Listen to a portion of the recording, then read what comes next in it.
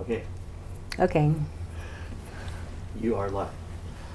Hello, hello. This is John Hansen, and we're talking to you today on the Hansen Family Network.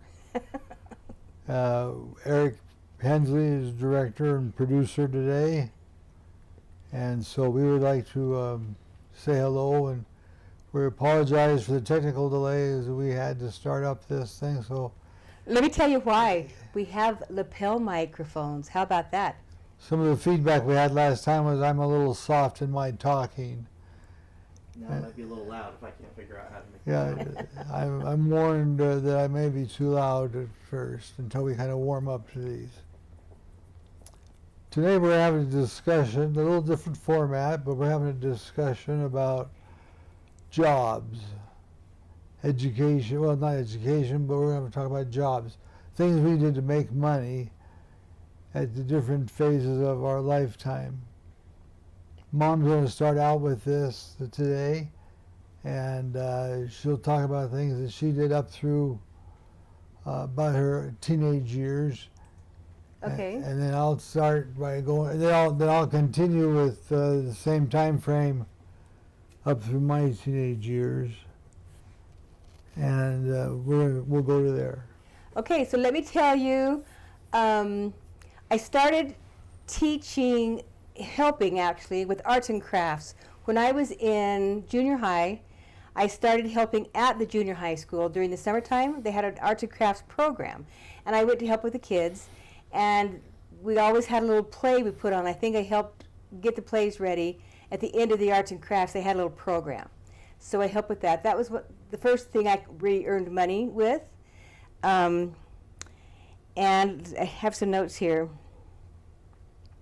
When I started teaching piano lessons when I was in junior high, or high school maybe, I took piano lessons from the time I was in second grade until in junior high. I started taking organ lessons. At the same time I was taking jazz piano lessons.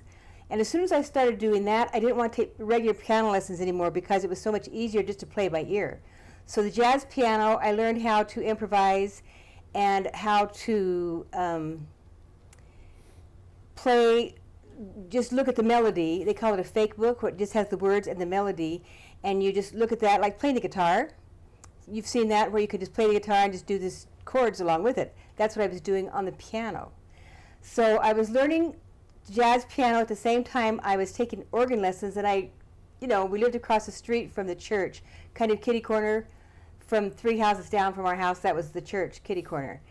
And I used to go down early in the morning, 6 o'clock in the morning, to go practice the organ. Well, one time I had finished my organ lesson, and I was playing some of my jazz piano lessons on the organ. And lo and behold, the janitor came in. I was so embarrassed. He says, I really like hearing that kind of stuff on the organ. I would never have done it if I knew anybody was there. Mm-hmm. But anyway. And now it's recorded for all eternity. Yes. Okay. I used to work at a place called Stradling's. There was a lumber company. And I had a girlfriend who was my age who was also working there. It was her dad and uncles that owned the company. And so I did that during high school, but I was still teaching piano part-time. Probably I don't remember, a few students. Like every day after school I had a few students to teach. Let me tell you something else I did in high school. Musically, I used to do plays. In junior high and high school I was in plays quite a bit. And then in high school, my cousin and I, he was really crazy. His name is Craig Crandall. Not crazy. He was very introverted and extroverted. He liked to create plays. We had some of the best plays, original. We wrote an original play every year, junior high of high school. So sophomore, junior, senior, because freshman was still at the junior high. So for 3 years, we wrote our plays, and we won every year. Even as the sophomores, we won because we had such a great play. And he wrote the script, and I wrote the music. So I would compose music to go along with the play, and I would create the instrumentation for a little band. We had probably, I can't remember, 5 or 6 instruments, a saxophone, trumpet, trombone, that sort of thing, a small band that was called a stage band, and I wrote the notes for them to play along with the songs that I composed. So I was pretty talented. And then in high school, I had a wreck and my brain went dead. I really had a very bad accident. But in the meantime, let me just tell you what things that I did. After that, we got married when I was... Can't hear you getting ready to jump the gun on me here now. Okay, go ahead. So let me kind of catch up to you where I was at when you got out of high school, or where I was at when I got out of high school, what I'd been doing. In our last episode, we talked about some of the things we did, but we talked about some of the earliest ones I remember. Dad would always say, my dad or your great-grandfather would take us down as family, and we'd go down and pick strawberries. And we'd pick up what we wanted to have for ourselves, as well as we'd pick strawberries for the farmer who would then commercially sell those strawberries into the market. So those strawberries we would be paid for, having collected those. Another time frame we talked about was when I was in the seaside area, and we talked about how we had done, or I had done paper deliveries. I was a newspaper boy, and that had kept me busy delivering papers from about the age of 10 up until I was about 17, I guess, somewhere in those areas. Including that's when we lived down in Vista, California. I need to take just a short commercial break here.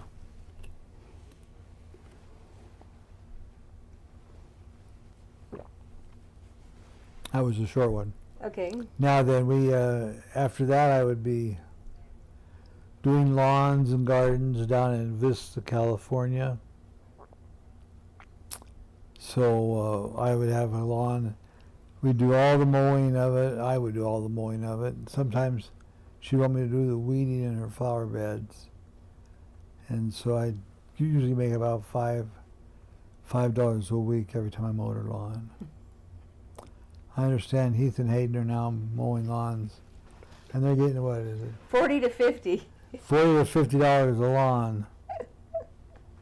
But the biggest complaint Mom has, Brandy has, of that is she doesn't think her lawn is the best looking lawn on the street.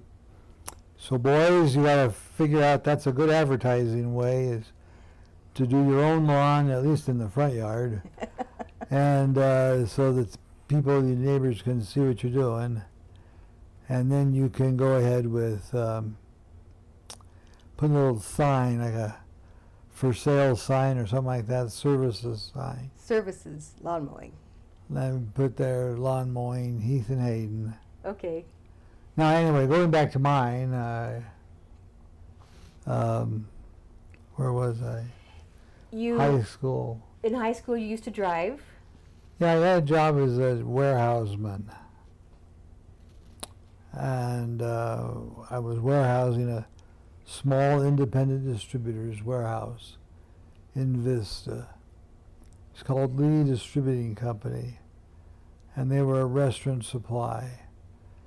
And so not only did I warehouse for him, after 6 or 7 months, he asked me about driving, if I would drive for him too. And I had my own delivery route over in Oceanside on Wednesday night and Friday night. So I'd go over there and fight the traffic at night. Of course, it's nothing like it is today. But anyway... then you went up for the summertime? Well, one summer I went up to Idaho, a little town called Filer, Idaho, out next to Twin Falls. And there, my dad and Mom had good friends, the Cone Top family. and they met them during World War II in Washington, D.C. And so as part of that, I went up there while their oldest boy, Larry, was on his mission. So they said, yeah, we'll put John to work up here on the farm. So we had hundreds and hundreds of acres down there in Filer area. And they grew hay, and they had sugar beets. And what did you do? Wheat. I drove tractor. I bucked hay. Bucked hay? Bucked hay, I guess that's what you'd say. On the wagons that follow along behind the tractors then. Did you move Or the sprinkler hay pipes? trucks. I never had to move sprinkler pipe because we did irrigation by gravity. So we had ditches, and we had to turn the water in off the one ditch to it'd fill or flood the fields at that point. So we had to do that. I got involved in not chopping the hay or cutting it, but in the area of mostly hauling it, loading it onto trucks, and then restacking it into the farms, hay barns. They also had a cattle farm or a cattle ranch up in the mountains, and so that was up above, up towards Haley, Idaho, I think it was. And then you went on a mission. Well, yeah, I went on my mission at 19. When I came home from my mission, I got work when I was down in Southern California again. Went back with Jim Lee at Lee Distributing Company. At that point, I was able to not only do sales work for him, but he got me a job at a Denny's restaurant. And I started working Denny's on different shifts. Sometimes I worked the morning breakfast shift. And I had to learn how to flip those eggs in the pans, so I have a 6-inch saute pan. Broke the eggs into it, got them stabilized, we'd flip them over with one stroke. Oh, wow. I couldn't do that today. I wouldn't know where to catch it. I wouldn't know where it was flying to or from. Anyway, then that summer, after I learned how to cook at Denny's, I went up to BYU and secured a job that year as a cook at the Roadway Inn, which at that time was located on the south end of University Avenue. I did that for about 6 months, and then I went over to the Cougar Eat. Cougar Eat at BYU. BYU at the Wilkinson Center. And so I would cook up. I was always on the grill side for the first year, or maybe semester, and then I went from there. I went over to the fountain side, and I mixed up the drinks and poured the drinks for them or made them up, and then I also would go ahead and make special ice cream dishes. But you got to see girls that way. Lots of girls. I used it as a way to help meet young ladies. Good. Because Mom wasn't in the picture then, see? Right. So anyway, I went from that and jumped into electrical work. And so I became an electrician through education down at Utah Technical College. While I was going to college there at Utah Tech, I began work as an electrician apprentice. And I was helping to wire, electrician had a couple of contracts for wiring up condominiums. So I worked with him every day after work, And that's when you're going to Cool. school to become an electrician. Yeah. And you also worked at Signetics. Yeah, Signetics was up there across from the University Mall. And the building's no longer there. It's been What all did you do torn there? down. I became a process technician, which meant I had to change all the chemicals, check all the standards, operate and clean some of the machinery. I especially liked doing the gold leafing. Because you were creating what for gold with gold leaf? Well, on the gold leaf would be applied to the back of silicon chips. And at that time we were doing about 2.5 or 3-inch silicon chips. And that's the heart of all the electronics today. Except they pack them up with a lot more stuff now than we ever did then. So then we got married in July 1975, July 10th. We just had our anniversary, 46 years. And I started work the 1st of June. A month earlier, I began work at FMC Corporation. And they were located up there at Little America, Wyoming. Green River, Wyoming is where we lived. I lived in Green River, and I took the bus into work most every day. It was about an hour away? No, about a half hour. Half hour.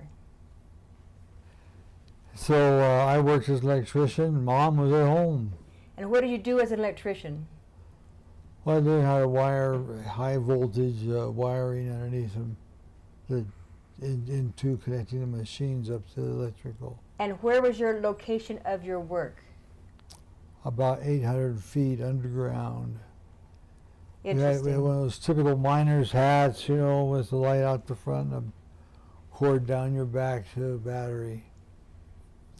I worked out of the main shop, so I wasn't always on the face of the line or of the excavating work and the blasting. But I did that a couple of times. I went down to the front lines right before their lunch periods would be, and that's when they did the blast. And we always had to be at least 2 right turns away from that blast. In other words, if we had down drift to about 100 feet, make a right, go down another 100 feet, make another right. And that way we'd be a little more protected from the shock wave of the blast. So go ahead and get a drink. What they were mining was trona, T-R-O-N-A. It's a white chemical that they would collect, and it's used in making baking soda and also making glass. So trona was the product that they were mining. Today, a lot of you may know it as baking soda, Arm & Hammer baking products, and then also it's probably used in all the Arm & Hammer detergent materials today too. And it had a variety of uses. I'd never heard of this product before when I got up there to work it. I worked out of the main mine maintenance shop, so we would go all over. There'd be like 200 miles of these tunnels underneath the ground. So it was really a very interesting little job. And in the meantime, I was expecting, so I became pregnant, and we had to go all the time down to Provo for the doctor appointments. So we were going down back and forth to Provo whenever we had a doctor appointment. We finally decided to move. He got a job in, we moved to Stansbury Park, Utah. And he got a job on the opposite side of the mountain from Salt Lake City. There was a mine over there. Tell them the name of that company. The mining company at the time was Anaconda. And Anaconda was always known for copper. And they had big mines in both South America and in the United States.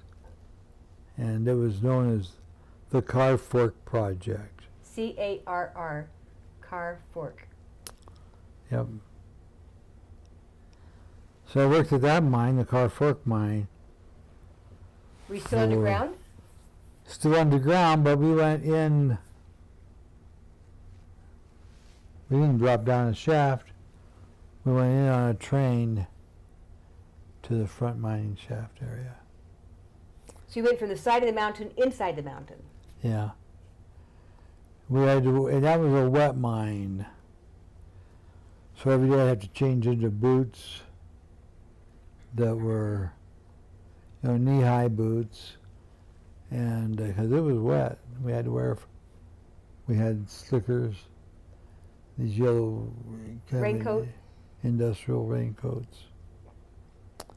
And now when I was wiring the shaft that was dropping down into the mine as they were digging it. And it's very different from most mines. Okay. Anyway. I'll add a little side note here. Jacob was born in July of that year when we moved to August, excuse me. He was born in August after we moved to Stansbury Park. And then about September, he got a call from a college friend. Go ahead. Well, he'd been a former worker of mine, a supervisor of mine over in at Signetics. At BYU, Provo. Well, in Provo is where they were located. Right. Orem. And so at that time I started to, I started working underground even more. Well, the reason why I was calling is he had remembered me from being a worker of his out in Signetics. And right now he was now employed as an electronics engineer for all the electronics equipment at John Deere Dubuque Works, which is the yellow industrial equipment. In Iowa. In Iowa. Dubuque, Iowa. And I have to tell you how funny this is. I had to get a map to figure out where Iowa was. All I knew is it's in the middle someplace. We worked at the Dubuque Works was 1.5 miles long and about a half mile wide as a manufacturing plant. So we oftentimes say that we did not only all the foundry work to pour and cast the material for the parts of the tractor, but we did also the assembly, the welding. All the major weldments were done by us. And we had some very large pieces of equipment that we would use to help mill the machine, the tractors, the excavators, and so forth. And so your job at that plant was what? I would teach electricians how to make the repairs on these sophisticated electronic. They're called CDC machines? CNC. CNC, what does it stand for? Computerized numerical control. I would go out to the companies who made this equipment. Digital Equipment Company, IBM, and several other manufacturers. I go to their schools for up to 2 weeks, comes right back from that school, and then I would conduct a training class on how to repair this equipment. And every so often, we were lucky enough to get to go with him for training. And then we'd all get in the car and drive to Chicago, or one time we went to the Blue Ridge Parkway, North Carolina. Yeah, we down there at General Electric, and that one in Virginia. That was fun when we got to go with you for training. Yeah, it was, because it gave me something different than just hanging around in a hotel, snacking on food. I remember one time we went to San Francisco, and it's after about 3 or 4 months with the company. Took 2 other guys with me, and while we were there, we were going through the San Francisco World's Fair site at Golden Gate Park. and they had this big Otis scale where you could stand on the scale on the floor scale. Had a big dial here in front of you where it'd show you how much you weighed. So I got on the top of that. I got on the scale, and I said, "Wouldn't you know it? How would it be? Wouldn't you be embarrassed to have this be the scale that your company was representing or promoting?" Because that scale weighed me 20 pounds heavier than what I remembered. So instead of being 175 pounds, I was now 195 pounds. And so I got off, and after chirping about that, I would talk to one of my fellow associates there. He would get on the scale and says, "Well, it looks right to him." And then the other gentleman got on the scale and he said, "Yeah, it looks right to me too." So I got back on the scale and, "No, it's off by 20 pounds." So anyway, what I had to start thinking about was toning down the eating when I was there. Change my diet around a little bit. Anyway, I would do those schools all over the country. And that's how I got started on my 50 states, to visit all the 50 states of the United States. And I'm happy to report that I completed that. Okay, tell them what happened when there was a recession coming in with President Jimmy Carter. All of a sudden, interest rates were going crazy, and the yellow equipment, which was produced at John Deere in Dubuque, was for construction. And getting a loan to build a house, the interest rates were 12% to 14% for a home loan. So there was a real big reduction in need for those machines. So he got a transfer. Well, they had a temporary assignment for me. And I was one of 4 men who went down to help at the John Deere plow planter works in Moline, Illinois, which is right there in the Davenport, Moline, Rock Island area. And so I would go down there Monday, carpooling it with the bishop of the Dubuque ward, who I was his counselor at the same time. So we go down to from Dubuque down to Moline, and it takes about an hour to drive down there. And we lived on a stipend of so much for each of us to have groceries and our food taken care of. Most of us were saving it, a large part of it anyway, to use for Christmas presents. So we had a fun Christmas that year. And so after 5 years with John Deere, I went down, we moved as a family down to Rocky Mount, North Carolina. This would be 1982. And so we stayed 3 months doing somewhat the same thing, except at this point I was starting up a new factory. We had about 1 million square feet under roof. And I worked in the plant engineering section of the development of the factory. Okay, go ahead and get a drink. So when we moved from Dubuque to Rocky Mount, we had 6 kids. And I had taught piano lessons just a very little bit during this time when I was such a busy with mom, with being a mom. That was my main job. And then when we got to North Carolina, I had to be a member of the guild in order to teach piano lessons. So I couldn't teach any piano lessons in North Carolina. But I was very busy. And how did your job go? Well, in North Carolina, I also was responsible to help teach these shifts, this equipment repair to new technicians, people who had never even seen this kind of machinery and how they made it. Anyway, after about 2 or 3 years, we started putting the machines, the engines, out into the world. And they were put on every Dodge truck that was called the Dodge Cummins engine. So the company was called Consolidated Diesel Company, and it was a combination of J.I. Case and Cummins Engine Cummins Company. Engine.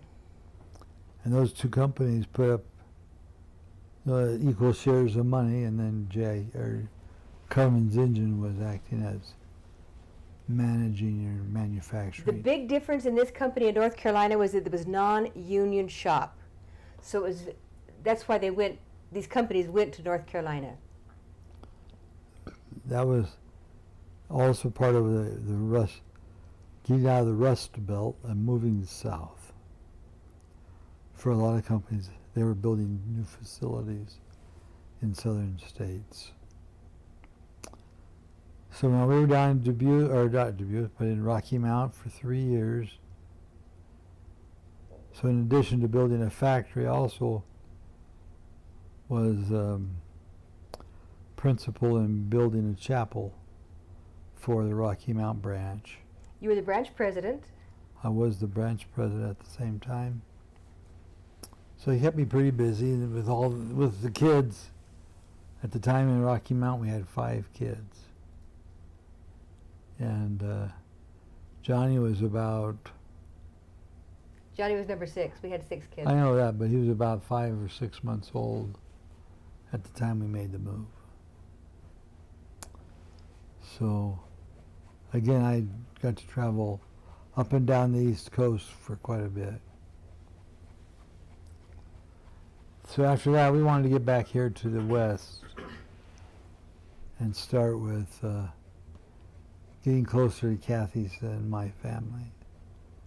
So we moved from Rocky Mount, North Carolina to Chandler, Arizona.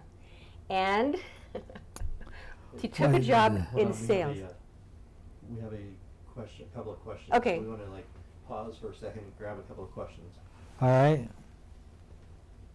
Go ahead, Phil. Okay, one of them is, Dad mentioned Utah Tech, but what about finishing up his BYU degree? Oh, yes. When we were in Dubuque, Iowa, he was also going to night school. Okay, he took a drink. He's going to cough for a little bit. Sorry, this happens. But he was working on part-time going to school, and then it was when Jacob was turning 4, 1980. The summer of 1980, we left Dubuque. They paid for him to go take a leave of absence. He took 2 months off to go to Utah, back to BYU. And by that time, he had enough credits that he had built up in order to graduate. So he went to BYU long enough to graduate with a degree in, what was your degree? Business management? Degree in business management from BYU, and that was the year that Jacob turned 4. I remember that because we got him sealed to us in the temple, and we had, the 5 kids got to come in, and Jacob was just a tiny baby. So, not a tiny baby, he was 4 years old. Are you okay now?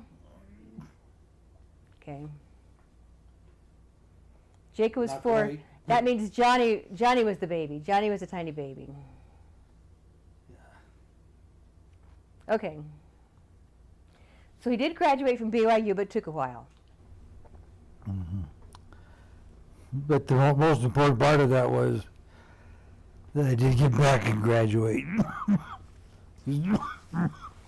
Because as hard as it is, that little piece of paper that says you're graduated, it makes a big difference in the rest of your life. So you got to keep going for it, even if it's hard, even if it's not convenient. You have to keep going. Okay, while he's doing this, are you okay?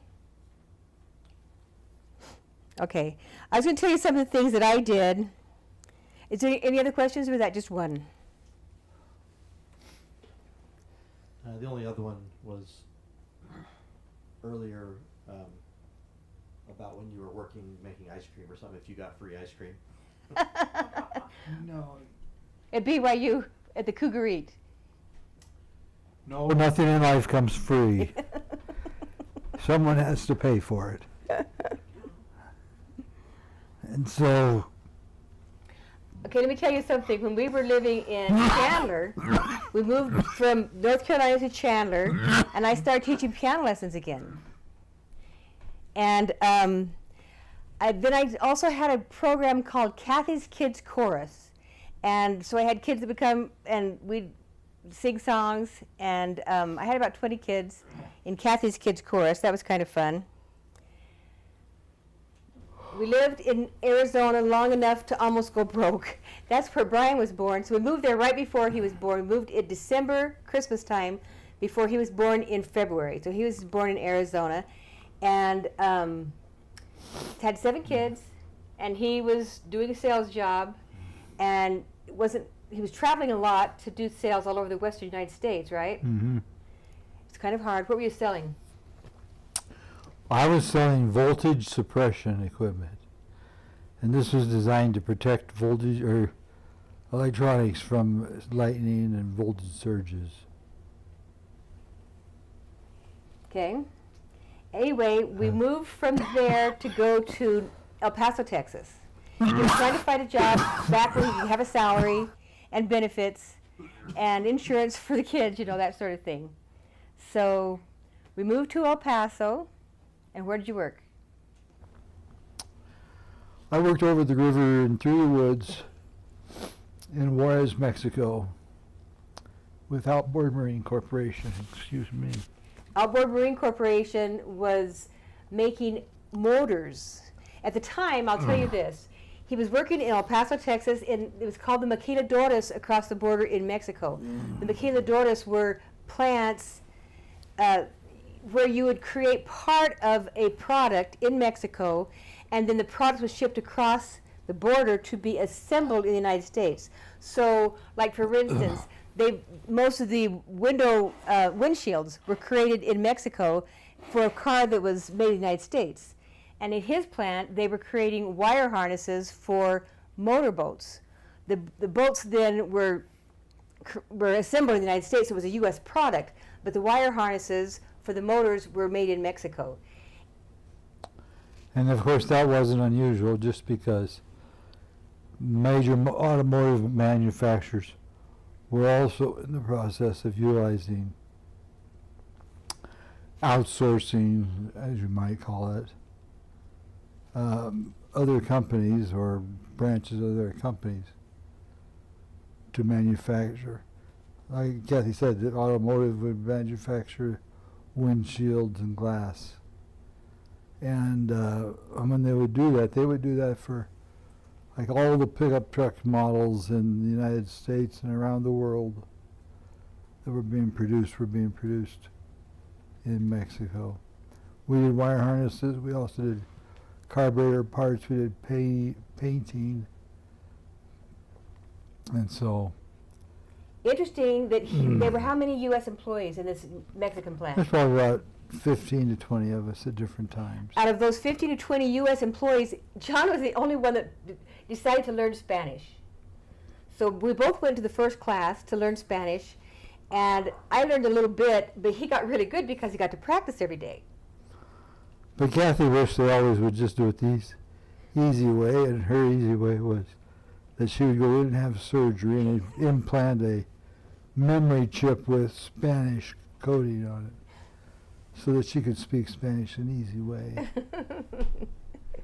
So anyway. But the employees were very impressed that he wanted to communicate with them. And so we became best friends. He became best friends with so many. We got invited to their weddings, to their quinceañeras. They always wanted him to come to be the family friend because he went out of his way to be personable. Yeah.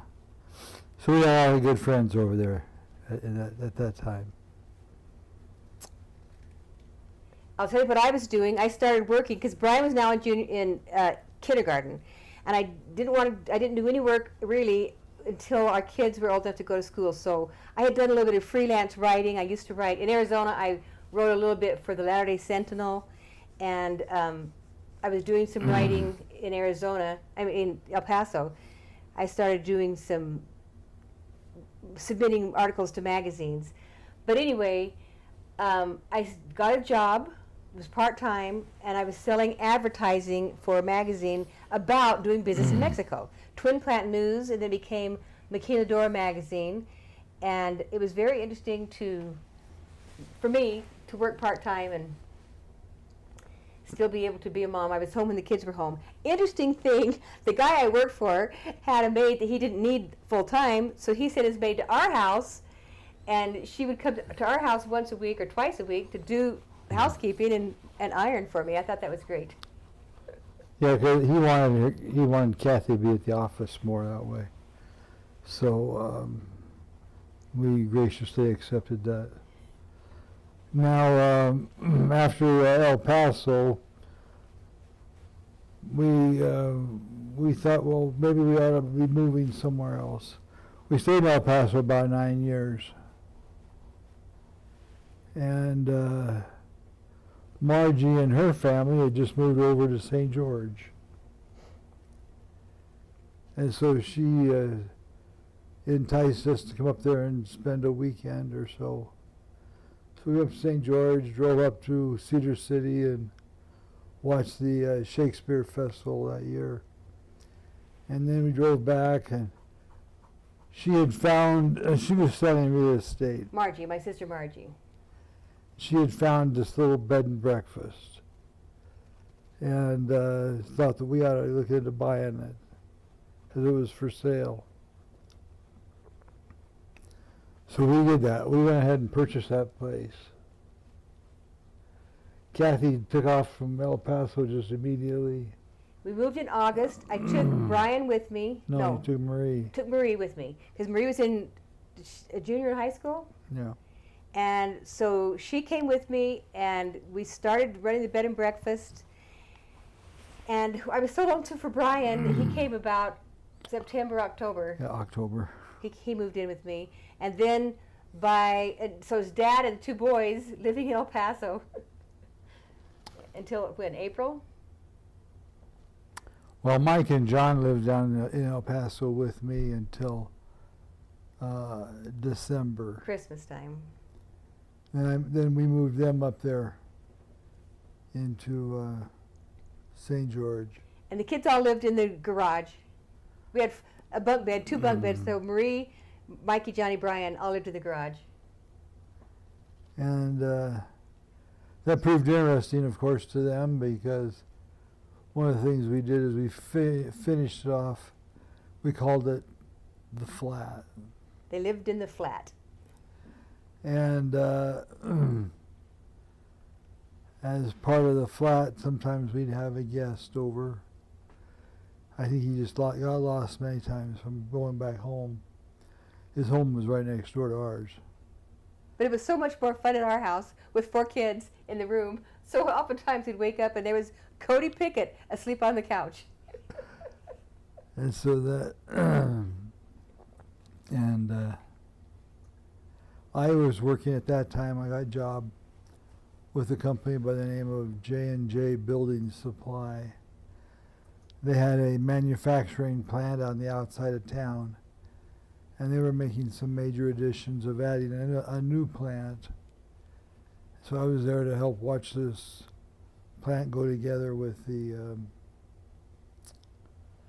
and doing the construction with that. And so I would go, took several trips on that plant manufacturing just to help get the construction done. Okay. It's been about 45 minutes. Well, as you know, I got laid off from that job in 2002. That's when we moved up here into Bountiful and in North Salt Lake. I went to work for another manufacturing company by the name of Amcor.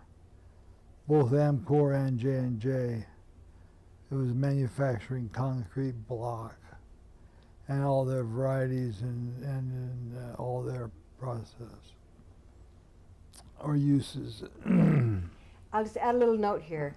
Sometimes Mike worked at the rock plant, helping to make blocks, and it was the summertime, between semesters for him, and I always called it his education motivation job, because you see how hard it is to work a job without a degree in something.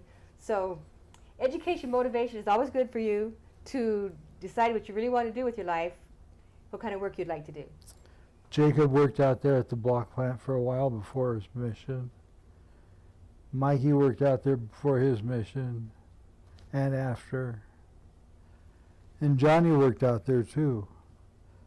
So I had the opportunity of working with all my sons, not all of them, but three of the sons there, and they learned how to do forklift driving, operate some of the equipment. And he gave them a good job for those months that they had, and they were hired through a temporary agency. So. Okay. Well, we'll sign off for now and pick it up next week. All right. Thank you very much. We hope I haven't choked on too much. Let me just tell you the problem. Papa has Parkinson's disease, and it affects your muscles. It makes your muscles a little more slow to respond. So when he swallows, sometimes it makes him choke because, the flap in your epiglottis, sometimes it starts going down the wrong pipe. It doesn't close correctly, so that makes him choke. Sometimes if he doesn't drink the water properly, it gets down the wrong pipe. And there's nothing I can do to help him. Sometimes you think you should be patting him on the back, but it doesn't help. So we apologize if that happens. But we love you still the same. Life goes on. And we appreciate the opportunity that Eric and Priscilla have given us of putting these sessions, these little talks together about our life and our life's history. It's interesting to talk about this. Some things you may not have ever heard before. We could probably go on for a year doing this. We'll just see how it goes. Love y'all.